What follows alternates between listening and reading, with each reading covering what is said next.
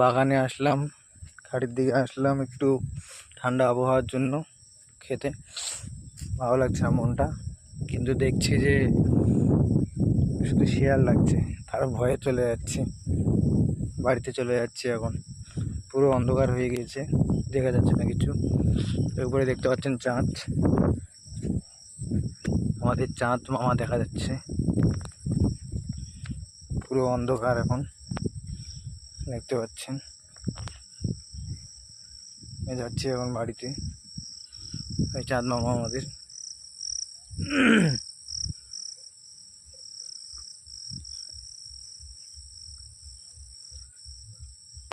কি করব আর, ভিডিও বানাতে হলে এখন দিন রাত সব এক করে এখন ভিডিও বানাতে হবে।